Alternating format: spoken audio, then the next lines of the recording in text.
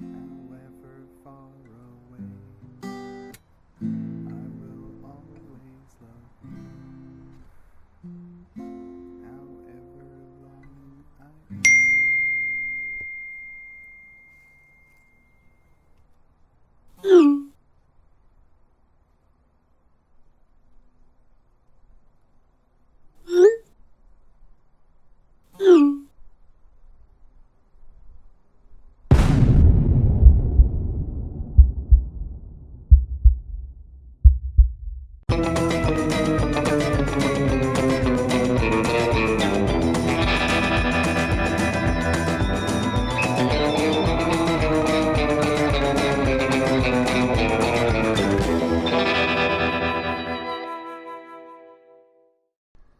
Let's talk about texting as an INFJ. I've had a video that covered this before, and it's one of the ones that a lot of people have found me through. And it was things that you shouldn't say, 3 things you shouldn't say to an INFJ, or something along those lines. It was a while ago, and I don't watch the old videos because I just don't. So I wanted to sort of touch on this again and go a little bit more in depth into texting in particular, and why it can be kind of brutal as an INFJ to communicate in written word through texts, and exactly how that kind of works. So I'm using this fun little scenario just to highlight what it might feel like from time to time as an INFJ receiving texts that you don't know how to decipher, at least not very well. So why does this happen? Why, when you see those words, "we need to talk," does it send you to a place? Now, mind you, it's not just like this for INFJs. It's like this for a lot of people. That "we need to talk" is never like a great thing. And for some types, it can be a little bit easier to handle because of a high use of logic. We're INFJs, man. We've got logic. We just don't like it. At least I don't think so. So think about what a text is, right? Words on a screen, removing body language, removing tone, removing situation, removing the start of a conversation. It's just an abrupt thing that happens on your phone that you have to deal with. And so that can really mess with an INFJ in particular, because our intuition is constantly working and working overtime, and then we get a text like that. Now, we can't really FE the situation, right? We can't use extroverted feeling because we can't look at the other person as they're saying it. We don't hear their tone of voice, and it could be something far off from what we envision, at least to start on this conversation. So this has a tendency to send us into a spiral. Intuition is going crazy, trying to figure this out and put puzzle pieces together, but it's incomplete. We can use logic, TI, right? You can use your internal thinking to try and figure out this situation, but it's not a very strong cognitive function for us. The one that we lean on a lot, extroverted feeling, is kind of left out of this because we don't have those signals and those things that we're used to picking up on to feed into our intuition and to really let us know, read the situation, read the person, and understand what's going on. So in a way, we're kind of left to fill in the blanks, and that's not great for an INFJ, especially with our introverted feeling going on and not able to make sense of who we are and thinking perhaps we're the worst person ever and all of these things are happening to us. So, yeah, so that's great. That's great. So what happens? What happens if we continue this scenario, right? If we continue on with these texts, what could possibly be so terrible that could occur?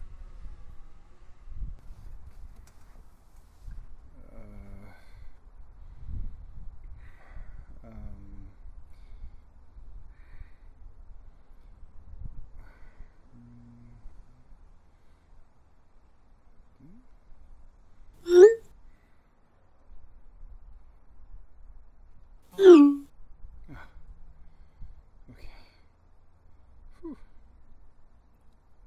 See? Everything's fine. What?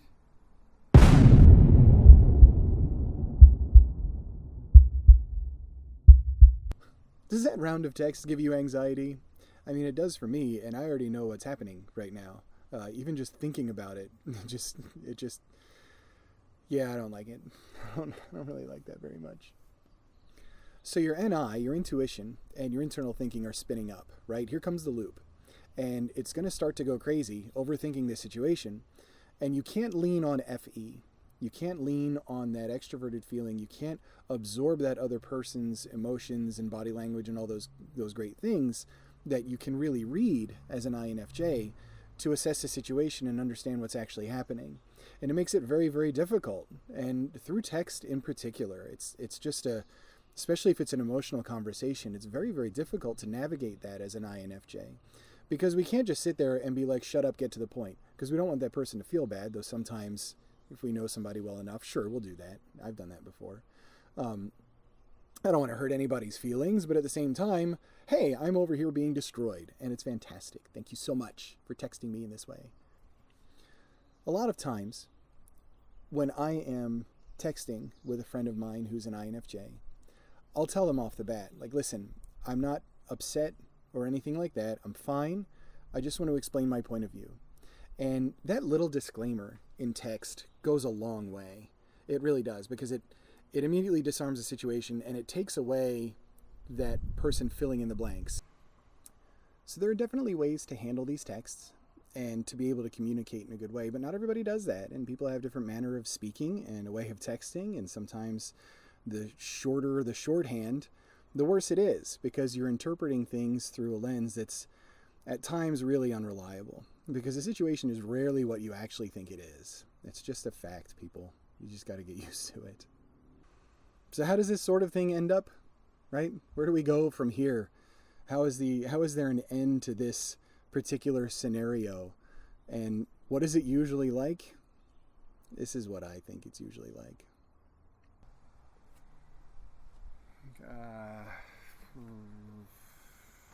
Okay. What did I do? I'm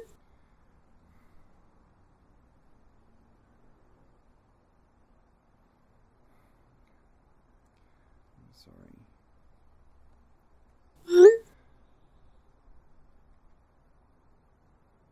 I don't know.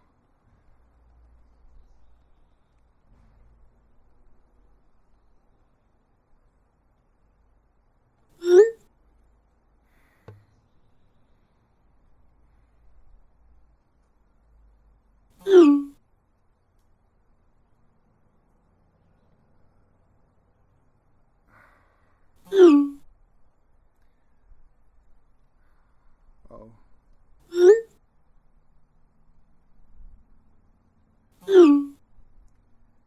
Yeah.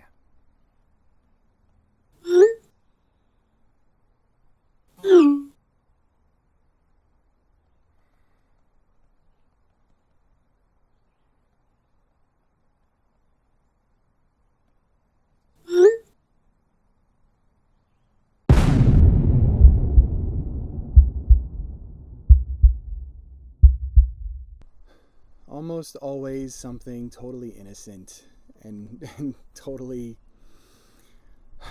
Now, okay, you may want to smack your friend for sending texts like that and keeping you just kind of on the hook in that way, but to a lot of people, they don't understand how your brain may work, and that you are prone to instant 100 miles per hour overthinking. Just in the blink of an eye, you go from totally fine and everything's cool to, oh my God, life is terrible, I'm the worst, I am not even human, that's how terrible I am, and can we just be done, and can I never interact with another human soul for the rest of my life?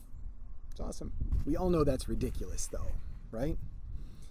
Because we're human, and as humans, we interact with people and we try to do good things, and sometimes people recognize that and they say something nice to you.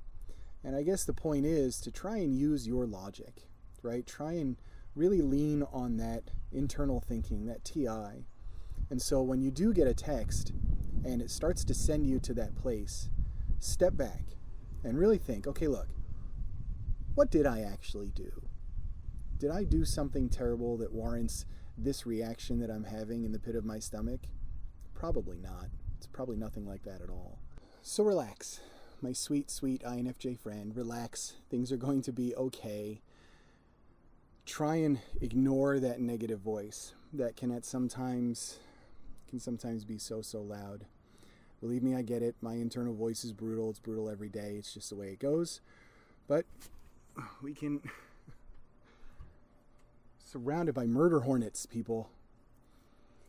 They're not murder hornets, but I'm allergic to stings, so I try to be a little careful.